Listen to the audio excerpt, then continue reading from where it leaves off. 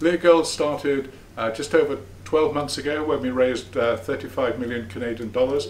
That money was raised so that we would have enough money to be able to identify assets and do due diligence on them. In January this year, we announced that we had won the bid process to buy Los Filos. Los Filos is about 200,000 ounce producer. It produces round about 900. We saw the potential for converting it to a 350,000 ounce producer at about 800 all-in sustaining costs, so making a very, very viable mine. We went ahead, we did that acquisition, completed in April. We had the $350 million purchase. We've now spent the last 6 months transitioning that into the kind of operation that we want as a standalone business. We're very near the close of that, so we can move on to our next transactions. We're actually halfway through the program now. We set up a program for about $8 million, 56,000 meters, and we're halfway through that. We have released some of the results to the market already.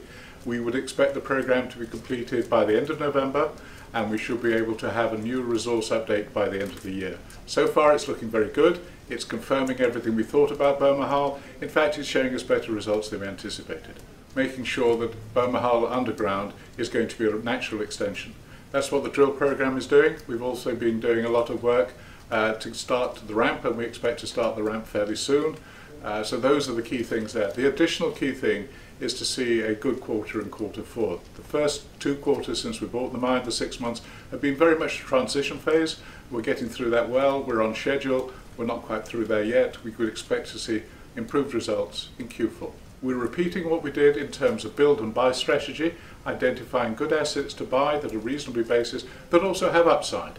And hopefully we can then go forward and do some additional building of those assets, very much the way we're doing now with Los Filos, where we bought the basic current operations, and we see the potential to build the underground mine at Bermejal. We have focused the management team over the last 6 months on the transition to Los Filos. We want to make sure that we're leaving Los Filos in a strong operating base, and we're very nearly there.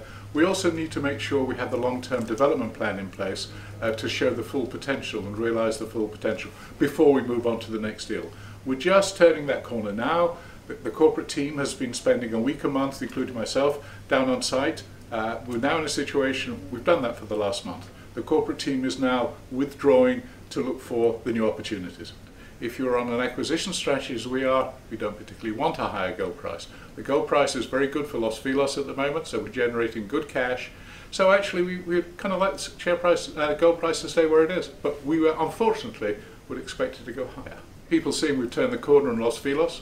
I think the additional results, an updated resource on Bermejal, and understanding we're going ahead with Bermejal. These are the key catalysts for our shareholders. Over a year, we've come up with a 200,000 ounce mine, which soon will be 350. This is a superb platform for us to start our build and buy strategies in Latin America, which we're going forward with now.